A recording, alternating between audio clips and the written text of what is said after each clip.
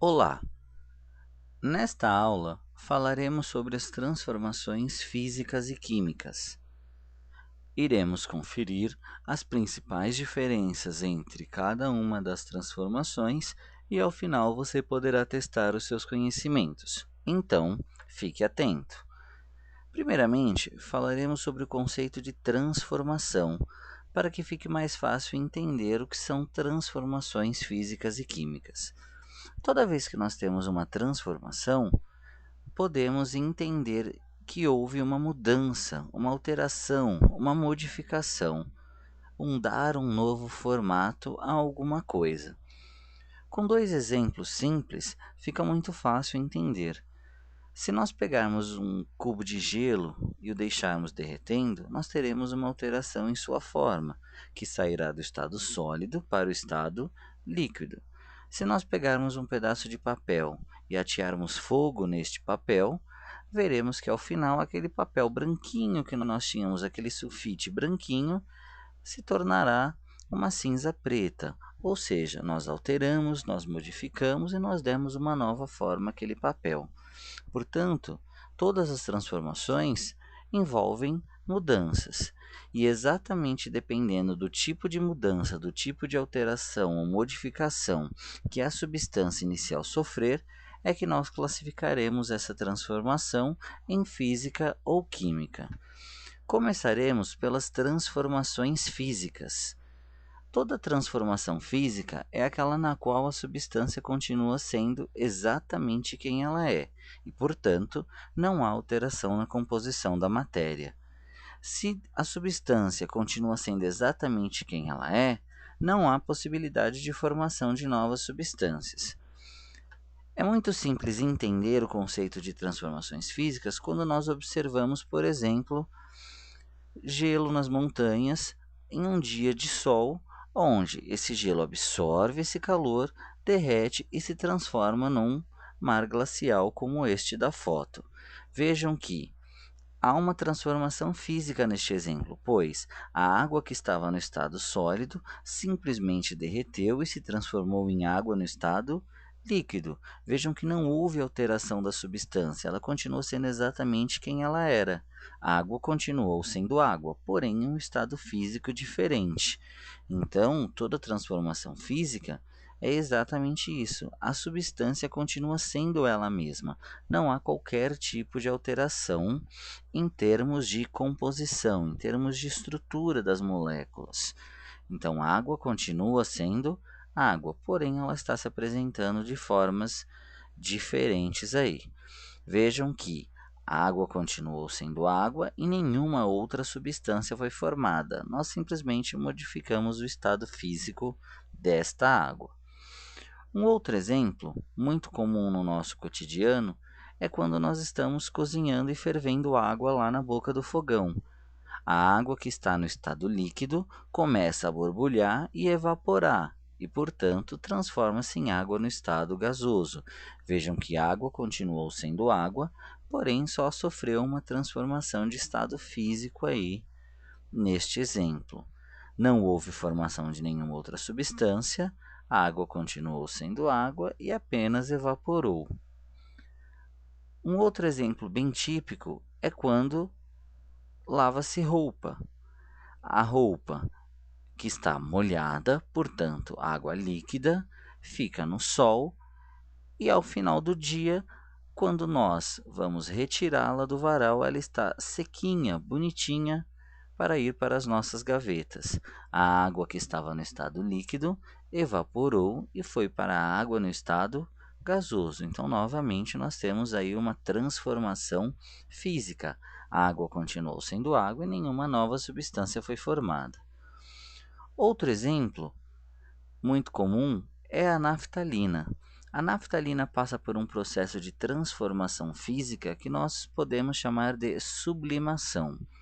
A sublimação é aquele processo no qual a substância passa diretamente do estado sólido para o estado gasoso.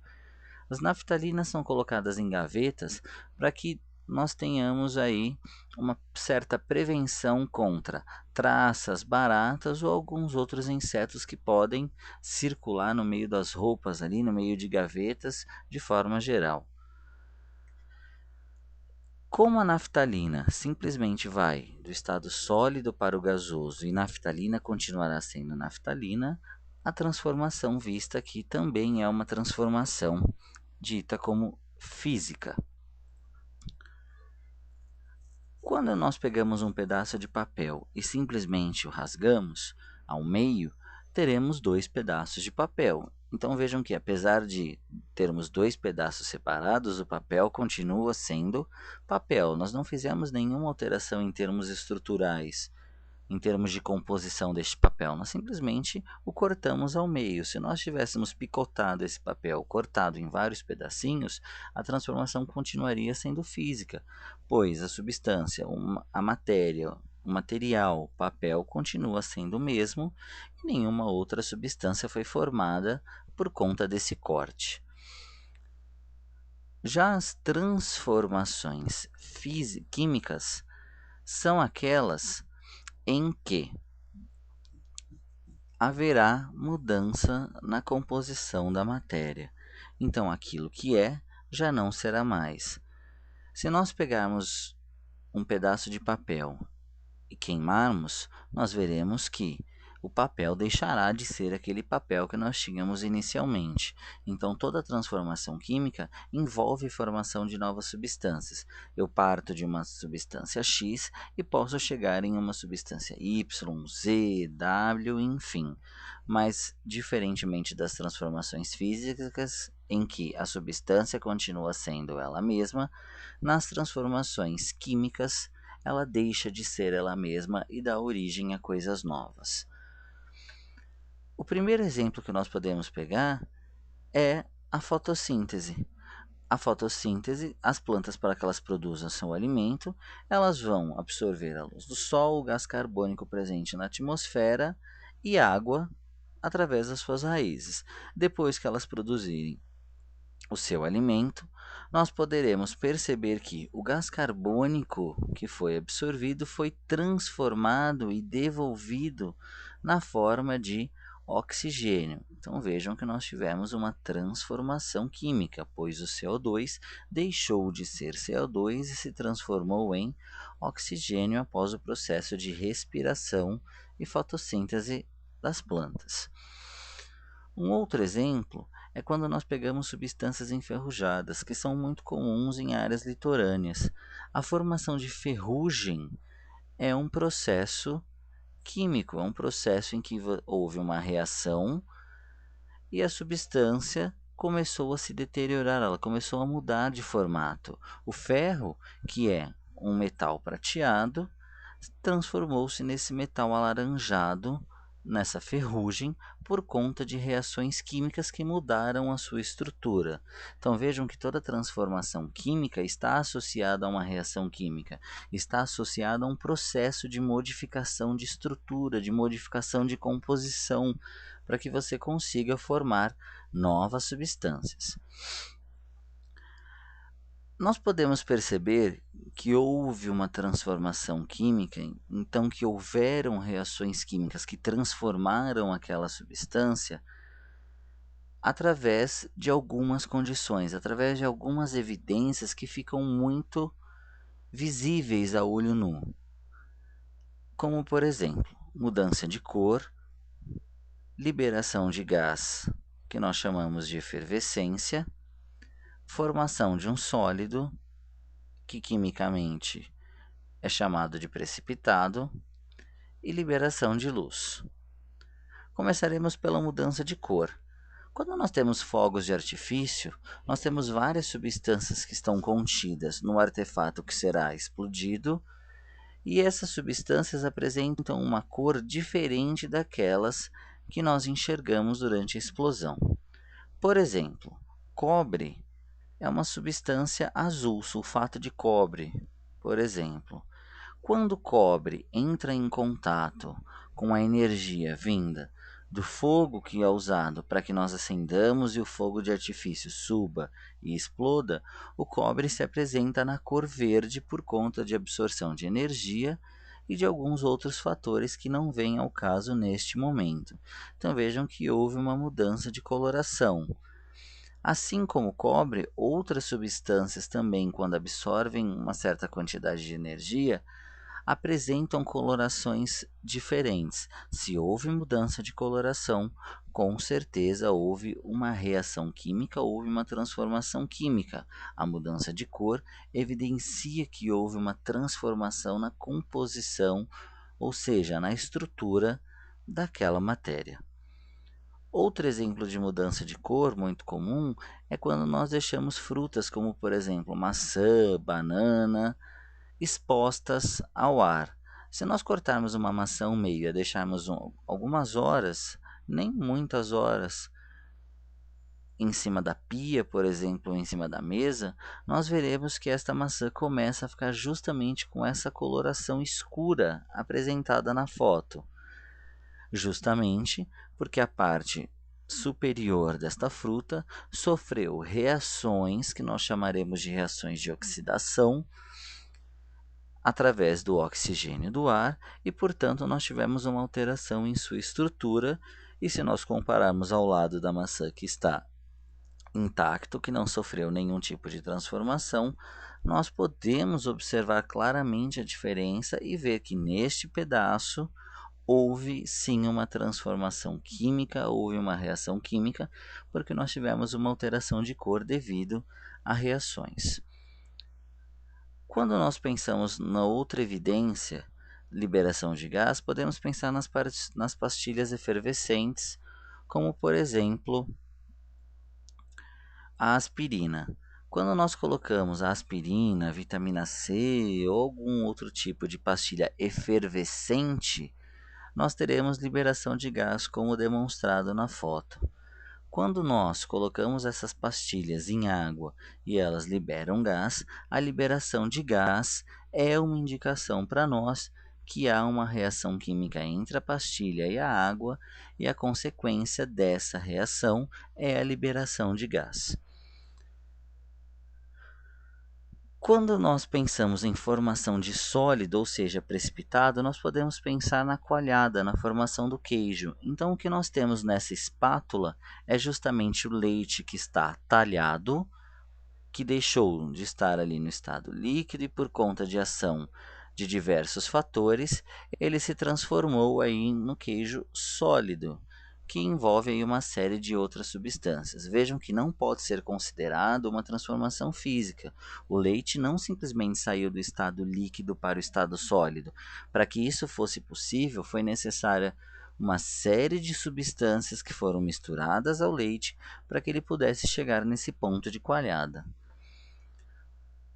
O último exemplo que nós temos aí, a última evidência visível que nós temos aí, é em relação à liberação de luz. Toda vez que nós temos liberação de luz, nós temos aí um fenômeno, uma transformação química.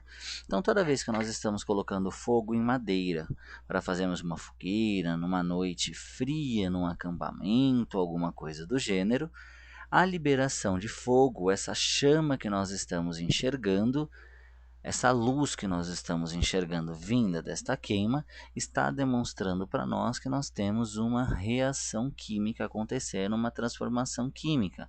Afinal das contas, ao término dessa queima, nós veremos apenas cinzas relacionadas a essa madeira. Então vejam que a madeira deixará de ser madeira, assim como qualquer outro material que nós colocarmos fogo.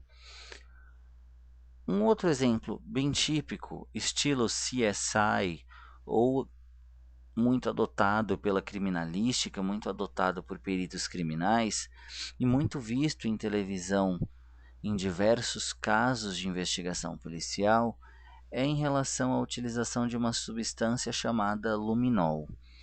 O luminol é uma substância que vai ajudar principalmente a identificar marcas de sangue em ambientes. Num período de até 6 anos, o luminol consegue encontrar vestígios de sangue.